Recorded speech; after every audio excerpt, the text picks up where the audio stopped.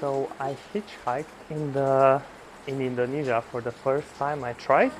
I hitchhiked all over the world and it's usually very good experience, but I never tried it in Indonesia, so I did now. And it turned out very good. So I got invited to a house, right?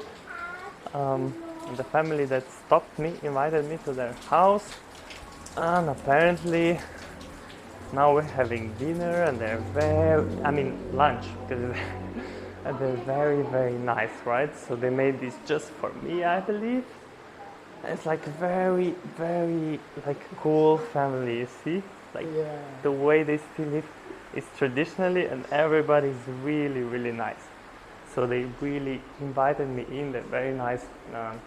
Yeah, just a unique experience again. So this food was absolutely incredible. I'm not even kidding when I say it's one of the best I've eaten Clean, anywhere. clean. Yeah, it's very very clean. So this was some eggplant and this was some fish. Yeah, just insane. Maybe I was really in need of it because I was traveling like full time for past few days. Very little sleep and very little eat because I'm in Sumatra, right? When the traveling is very very difficult because there's no public buses, no transportation. It's just like very non-developed, so difficult to get around here. So and it's very long. So just traveling the past week almost. So maybe I was really in desperate need of a home cooked meal, and that's why it was so good. But outstanding, like very very good. Yeah, I want to explain how make a godo ubi. Godo ubi from Manihotudilissima. This Godo is ubi. material. This material. This is a family chef, right? Yes. Mother-in-law. Okay, this is Manihotudilissima atau ubi kayu. Ubi kayu. Yeah, Indonesian name ubi kayu. Then we made like this. Okay. In the balls. Then we fried. Yeah. And then we cover with sugar. With sugar. Yes. And the Okay. taste is sweet, you know, The sweet. taste is sweet, yeah? Okay. You can try. I can try one? Yes, Okay. okay. Very, very hot. Okay, please. It's hot. Yeah, you can. Okay. Is it It's nice? so hot. Very good. Very good. Nice? Yeah, like sweet, Delicious. delicious sweet, Juicy. sweet bread. It's sweet, okay. Yeah. Okay, thank you. Its name is Godo Ubi. Godo ubi is the name of this food. Kasih coba. So apparently this is a private pool for fish. Yes.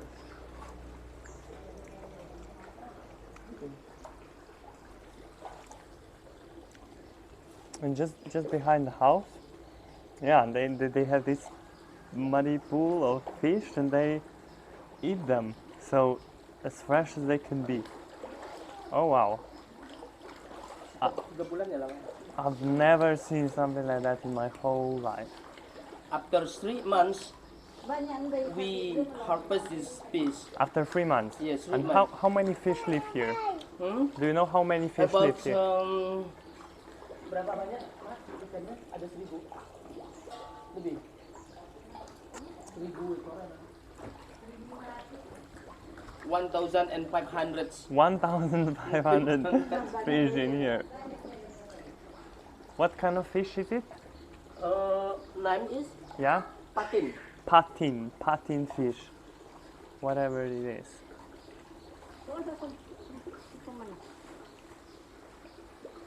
Hah? Lima. Kasih mah. Oh, we froze You can some. record ya? Yeah, we froze some more. Okay.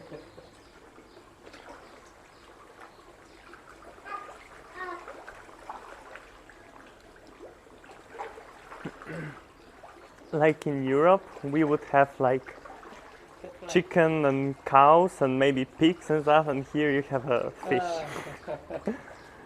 Di kampung dia itu ada kolam ikan juga, tapi di atas kolam ikan tuh nanti ada To kandang me, this ayam. looks like some sort of catfish or something. They're pretty big, not a small fish. So he just told me that one fish is 1.5 kilo fully grown. So 1,500 fish times 1.5 kilo. And do you eat everything or do you sell it? Selling. Selling, okay. It's not just for eating. And that's a bit too much. How much do you sell one fish or per kilo? Berapa 1 kilo? 40. 25,000 25,000 per per kilo. 1 kilogram. So that's about €1.5 for 1 kilo of catfish. It is very expensive also? No, it's not expensive at all. So yeah, that was another hitchhiking experience. I consider myself a pro hitchhiker by this point. Yeah, I did a lot, probably like one, maybe even 200 rides stopped easily. The most I did was in Greece, 1 month full-time hitchhiking, pretty much the whole Greece. I did it in some other parts in my country, I did some other parts in Europe, I did it in Costa Rica, I hitchhiked a lot in the northern Laos, in Malaysia, now here in Indonesia. And so far, no bad experience really, at least not like a very bad. So hitchhiking is relatively safe. Sometimes even very, very good experiences. So we ate this food, which was pretty amazing, like I said. And then as a tradition by now, I got offered to marry his daughter. So this is very, very common. It happens to me all the time. Pretty much every family who meets me wants me to marry their child. And yeah, they always say, oh, she's very nice, she's very smart, she can cook, she can do this, she can do that, she's very beautiful, so yeah, let's marry. And happens all the time. Happened in Laos a lot, and now here in Indonesia. So a lot of marriage proposals. Yeah, if you're wondering what happened to my nose, it's actually a very bad sunburn from me and my friend who were driving in the West Java for 2 days on the motorbike.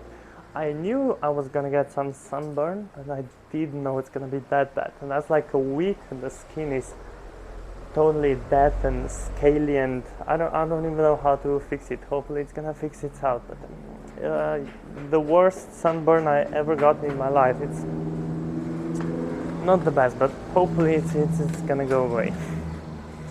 So yeah, traveling in West Sumatra now, going to north, when eventually gonna meet orangutans, hopefully.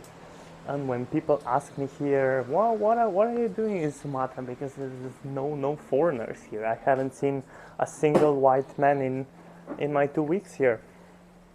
And I go, like, I want to visit orangutan. I want to see orangutan. They're like, what?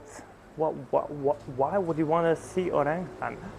The nature interest and just like the nature wildlife or forest care is just non-existent here. People throw plastic everywhere. There's no environmental awareness whatsoever, so that saddens me deeply. And yeah, when I say I want to visit the most impressive monkey, pretty much, like, what? Why do you want to see orangutan? So yeah, it's a complete, very, very different mindset of the people who live here to ours. I'm in the city of Bukit Tinggi right now, which is in West Sumatra. Here I'm in some viewpoint, some pretty cool canyon. But the reason I'm here is because I'm interested in some Japanese cave. I think it's World War II, I'm not sure. But apparently they killed thousands and thousands of people inside the cave. Here are some monkeys. I'm quite interested how close I can get to them. Oh, mother with a baby. Oh, maybe that's not the best idea. I heard monkeys snatch phones. and then I'll never see it again. But these monkeys are pretty nice. The viewpoint is also pretty nice. Up. In the Batu caves in Malaysia, apparently it's very common to have phones and glasses and necklaces, all sorts of that, taken by the monkeys. You'll never see it again. Not that nice. So many monkeys here. They're used to people, but they don't want to be touched or approached by them, right? I just finished with this cave. This cave was very, very interesting, right? So the Japanese built it in the Second World War. I'm from Slovenia, Central Europe. Yeah, I just took a million photos, like it's usual here, because everybody wants to take pictures, which is kind of humbling, but also quite annoying after 2 weeks of Indonesia. But I always do it and try to be nice. So yeah, about the cave. The cave was built by the Japanese in the Second World War, and it has quite a terrible history because what happened was when they were building it, they didn't want people to know about it, right? It was a top secret, like all the World War stuff. So the people who built it, they come here to Indonesia because they wanted to have a stronghold in Southeast Asia. They wanted to be number one here, even though they were fighting America, right? Not Indonesians, but they wanted to be in control of Southeast Asia, so they came to Indonesia to build this bunker, right? So when they built it, they enslaved all the local people here to do it, and at the end to not tell where it is. So when they couldn't, some of them died during the construction of it, and the ones who didn't were just killed afterwards and dumped in the hole in the prison. So it has a whole prison inside of it. So about 1,000 people apparently died here in this bunker. So it's supposed to be much bigger than it is now, even though it has about 2,000. What did he say? He saw something about 2,000 meters maybe of tunnel.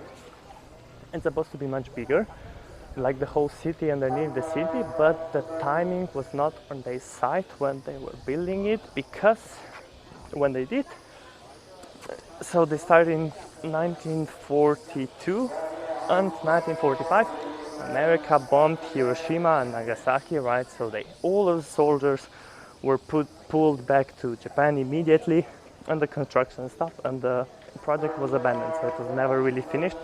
So it was just a terrible waste of everything, of money, of people, of resources, and food, and equipment, and labor, suffering, all of that for nothing really. Yeah, so their plan didn't work out. And I also heard when they needed food and everything, they would just rob the local farmers and stuff, and then kill them afterwards when they were passing here. There's a road to the market in Bukit Tinggi, and when they were passing it, they would just be robbed and killed, so they couldn't tell where they had been robbed and something. So whenever they needed food, they just killed local farmers. So the Japanese soldiers were pretty horrible here in Southeast Asia, at least. Yeah, so terrible history of that, but also very, very interesting. I took a lot of pictures in the tunnel also, and then later afterwards here, and I had a little talk with my guide because he was asking me where am I from and everything, and I said to him I'm from Slovenia and showed him some pictures, and he was amazed by it. How is that beautiful? How do you keep it clean? Where's all the plastic trash and stuff? So I tried to explain to him the way we try to keep environment clean and don't use single-use plastic and stuff, and he was like really impressed by the idea. He was just never shown to him that whenever you use plastic you just don't throw it in the forest. So yeah, he was very amazed by how beautiful my country is, so hopefully it's gonna have a positive impact here. I showed him Ljubljana, Lake Bled, and the Socha Valley, which I always do. So for me, those are the three things the best about Slovenia. Even though we have, yeah, Slovenian nature is just incredible. See how many monkeys there is? This should be like a nice wildlife view, but it's not, because they're picking up a pile of rubbish and something. So that's a shame. Indonesia has huge potential. Like the landscapes here are one of the best I've seen anywhere really outside Slovenia. But people's mindset is just 40 years ago, like no environmental awareness whatsoever. This is a terrible shame. So much potential here. Hopefully very soon that's gonna change. It needs to.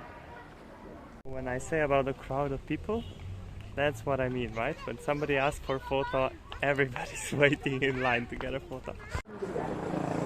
That went on for quite a while. Once it starts, it doesn't really stop, because there are more and more people coming when they see. So yeah, and then they don't just want to take picture like together. They're very, very passionate about the photos. So one will take photo with you, and the next one, every single one will take photo with you alone, you together, and then all of them together, and then he and them with you, and then she and her with you, and then she and her mother and her sister with you, and then just her sister.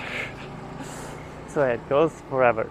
The most I've ever had was in Jakarta, which is like a central central square or something, where this is like a huge amount of people anyways, and everybody wants to take a picture. So I just probably at that time I just took picture like 80 people. But yeah, it's always. So it's like if you want to feel like a famous person, even though you're not, you can just come to You can just come to Indonesia. My name is Micha, and yours? Sorry? What is your name? Hello, my name is Zaira. Zaira, and you? My name is Amara. Nice to meet you, Zaira and Amara, okay? Okay, Have a bye. great day. So if you want to feel like a rock star, even though you're not famous, you can just come to Indonesia. And don't go to touristic places. If you go to Bali, I don't think anyone will pay too much attention to you. So, your choice.